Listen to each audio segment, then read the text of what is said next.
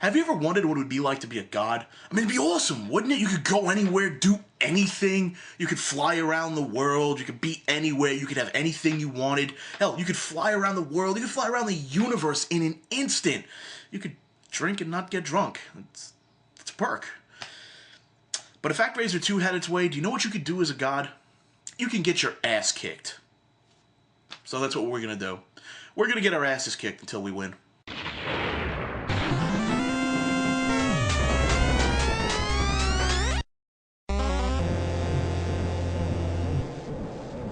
ActRaiser 2 is a disappointment. It's not a bad game. The graphics are beautiful, the sound is amazing, and the gameplay is fluid and smooth. It's just that it didn't have any of the fun mini-sim sections that the original had. The entire game is nothing but side-scrollers. Sure, you could say that the city building sections of the original ActRaiser were pointless since you really don't have any control over it, and that's basically true. But those sections had some merit. You could discover hidden power-ups, play around with your angel assistant, and it allowed for a more direct interaction between the master and his world. ActRaiser 2 throws all of that out the window and instead forces you to float around on your cloud city, not interacting with the world at all. If the overworld sections of ActRaiser 1 were pointless, then the overworld of ActRaiser 2 is just completely useless. There's another problem with this game, and I say problem sarcastically. Reviewers were very unkind to it because of its difficulty. This game is crazy hard. Everything from the platforming to the tiny enemies to the ridiculously impossible boss battles are custom designed to piss you off.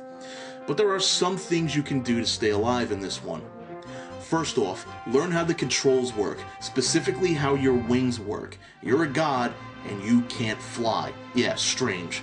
You can float and dive down, and that's about it. Believe me, you'll really want to learn how to float because it's essential for getting past some of the horribly difficult sections later on. Your sword doesn't do a whole lot of damage, and it's the weapon you'll be using throughout the entire game, so get used to it. It usually takes around 3 or 4 hits to kill even the basic enemies, and upwards of 10 to take out some of the larger baddies. Get used to the jump mechanics here because you're gonna need to master them. Simply put, you'll need pixel-perfect precision. You're on a time limit in each stage, but don't worry about it. You generally have more than enough time in each section to do a little exploration and then advance to the next part of the game. There are some sections where time is a concern, but for the most part, you're not racing against the clock. I've got one last tip for you. Get some Rogaine. Your head is gonna need it. You start from the beginning and it's a pretty basic level, and there's not a whole lot for you to do in terms of platforming. All you really need to do is kill every enemy in your way. If you don't, they'll simply follow you around and make life miserable. The first boss you run into is the giant plant, and he can be troublesome if you don't know his pattern. It basically boils down to this. Dodge the 3 fireballs he spits out, then jump over him when he tries to ram you. As soon as you reach the peak of your jump, hit down and forward and then attack. You'll do a thrusting attack. Keep this pattern of dodging and hitting him up, and you'll eventually finish him off. After that, keep going to the right and you'll run into a muddy bog. This is pretty difficult to deal with at first, but you'll get the hang of it eventually. All you have to do is jump between the mushrooms while avoiding the frogs. And yes, the frogs will cause you to have night terrors. But take a shot of vodka, see a therapist, and eventually you'll make your way to a section with a bunch of trolls shooting arrows at you. All you really need to do here is use your shield to block the arrows and make your way up, and then you'll face the fatigue demon. This is gonna sound really strange, but I never figured out a really good way to beat this guy. If you stand in front of him, his scythe will almost always hit you, and if you stand behind him, the cloud will shoot out something that hurts you. The easiest way to get past this boss is to abuse your magic spells, specifically the energy ball, and wail away at him. It may take a few tries, but with enough magic he should go down without you having to worry about dodging his impossible to dodge attacks. Now you'll have the overwhelming joy of getting through Benefic. Oh, how I hate this stage. It's not that this part is hard or unbearable, it's that the jump the developers expect you to make is damn near impossible. You need to stand on the very last pixel that you possibly can, jump across and float down to the ledge. It's possible to do this, just don't expect to get it right on the first, second, third, or even fourth tries. I had to try this jump 15 times before I made it across once. That was my first time across.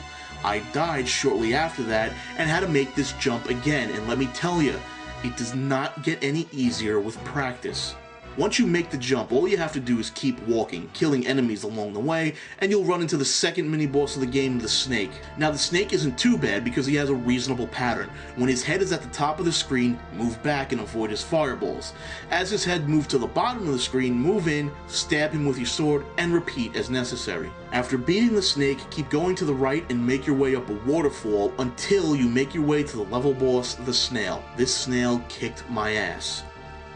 I can't believe that sentence just came out of my mouth. It's some kind of super snail that causes rocks to fall from the ceiling, spiked balls to float around in the water, and it shoots lasers from its eyes.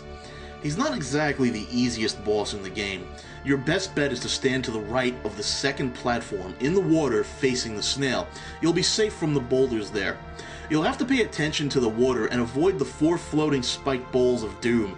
After that, run in and quickly stab the snail and then retreat, avoiding the lasers. Repeat this process and you'll be able to move on to Tortoise Island. The level itself isn't anything super spectacular.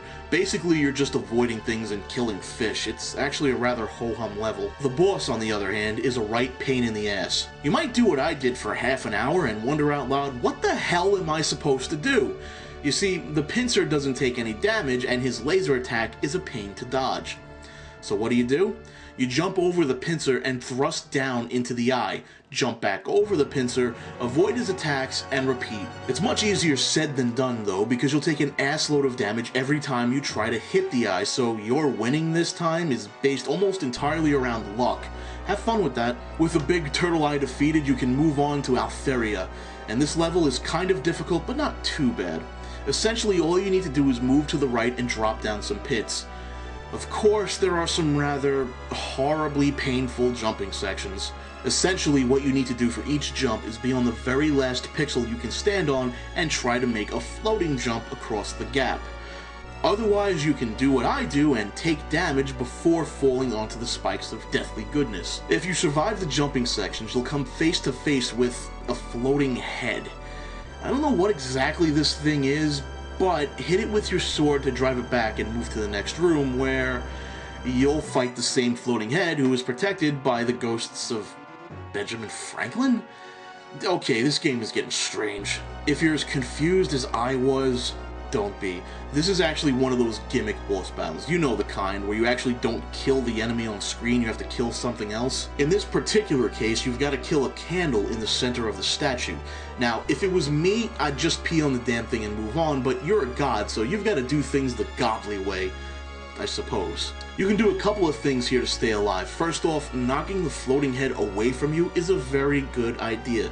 Mostly because it keeps respawning old Benjamin Franklin here. Speaking of one of our founding fathers, you can pretty easily kill him and avoid taking damage. Of course, the floating green head never does become vulnerable, so you do have to focus on the flame. There are a couple of attacks that are effective here. A simple jumping slash will work, along with a diving attack. If you have magic to spare, then you can always just chuck some magic energy balls at it. No matter what strategy you employ, you're gonna need to keep the green head away from you while you try to kill the candle. A strategy that worked for me was to be constantly on the move, going from left to right and then back again, kept the head away long enough so I could take out the flame. The next level is really straightforward. The trick here is to kill all of the enemies on screen as quickly as possible. Otherwise, you could be in for a long day at the office. Head to the right and eventually you'll fight against a bird. This guy can be tricky. He only has a dive attack, but avoiding it can be a problem.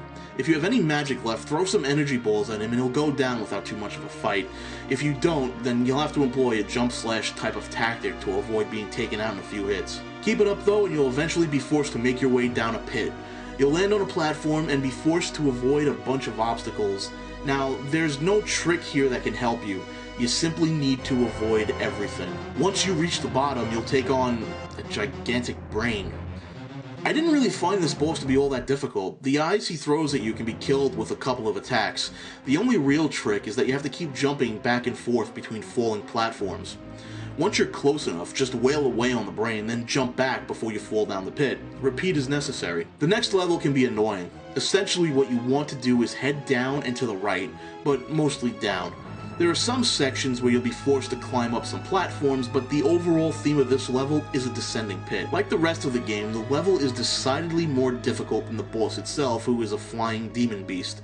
The battle is fairly simple. He attacks, you attack him. The only thing you need to worry about here are the mini-demons he likes to drop from the sky and the lunge attacks. Just float over and attack him when he's vulnerable. You shouldn't have too much of a problem. Now, the next level is Deathfield. I hate this fucking level, and I just wanted to share that with you. Unlike other levels, Deathfield has a ton of enemies on it, and they're all out to get you. There's no secret to this level, well, other than try to avoid the fire that will fucking kill you. But other than that, kill all the enemies on the screen and move to the right. The level gets worse, though, as you gotta jump between crumbling platforms while dodging enemies on screen. It's a bit of a pain in the ass. The next area is a bunch of airships, and it's considerably easier to get through this part. Just remember to float and jump off the moving platforms before they fall off screen, and you should be able to get to the night boss. Now, I'm told that this boss is easy to beat if you have magic. Apparently you can kill him in one shot with the energy ball magic. I, not knowing this, killed him the hard way, by avoiding his lance attacks and hitting him in the back 2 or 3 times before dodging more of his attacks. Like I said, that's the difficult way. Had I known that simply throwing energy balls at him would work, I would have done that. Either way, it doesn't matter, as you've got to make your way through the fort. This place is deceptively evil. You've got a bunch of enemies with ranged attacks scattered throughout the level, but thankfully there's a 5 hit point item container, so you should be good to go. Just don't expect a warm welcome from the stage boss. He's got a big goddamn sword and he's not afraid to use it. He's also not afraid to use his other attacks either. In short, this guy's a bastard. One of the tougher bastards you've faced so far.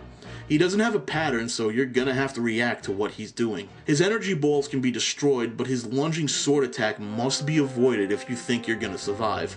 The best option you have is to dive attack him when you're jumping over him.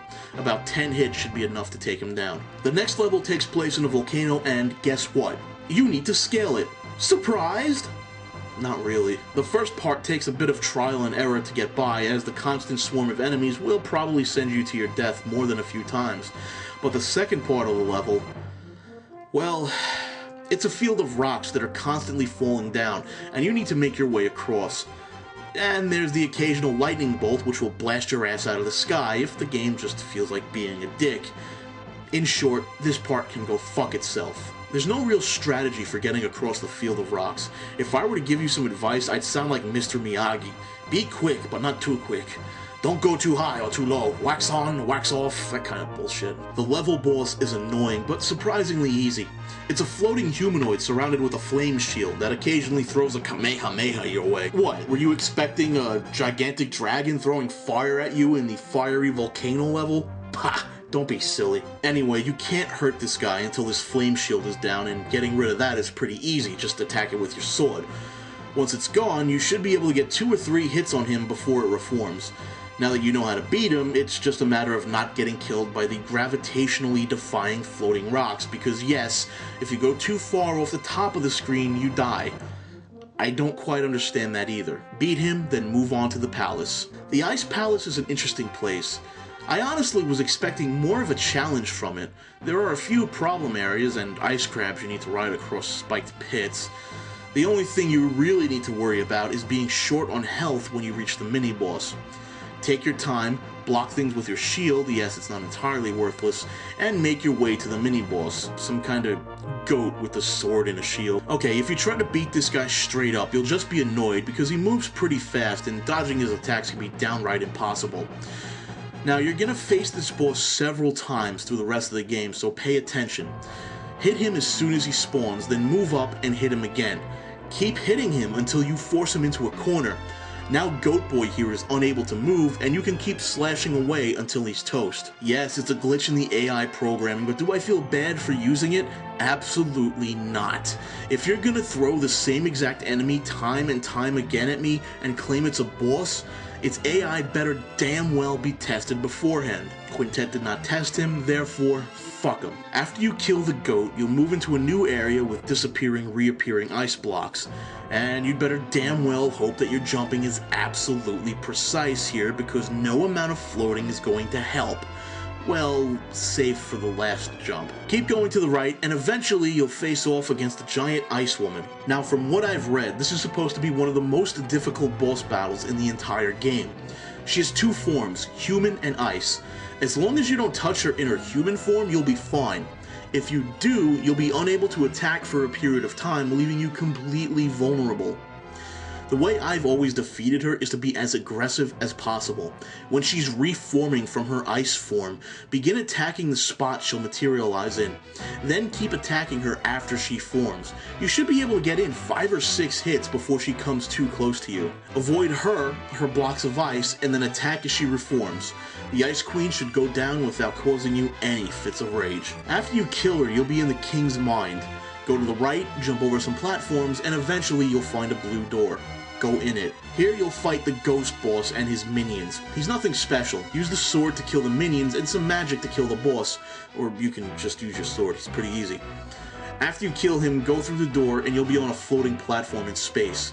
You have to move the platform through the level without touching the blue edges. Find a red door and go through it. The only real trick to this level is that the room will rotate, but as it rotates, your controls will also go with it. At first, it'll seem random, but the pattern kind of makes sense. If the room moves 90 degrees to the left, then the controls also rotate 90 degrees to the left. Up becomes left, down becomes right, and so on. It's just a gimmick level. Take your time, you'll be okay. The level boss is the Deception Demon, and he's a pretty tough one. He has several attacks and the ability to teleport you to a random platform on the map. The biggest problem here is actually finding him because he likes to teleport himself as well. Just avoid his energy balls and attack him as much as you can before you're teleported away. You should be able to take him down. Now the next level is Gravis, and every fact I've read says it's a maze. And believe me, this level is as much of a maze as finding your way to the bathroom on a Sunday morning. Yeah, you'll stumble around a lot and bump into a few walls that you normally shouldn't, but if you just keep going up and to the right, you'll eventually make your way there. In other words, this level is intimidating at first, but it's not that big of a deal. Your only major obstacle is going to be the unplanned falls into pits of spiky instant death. The mini-boss here is, of course, Goat Boy.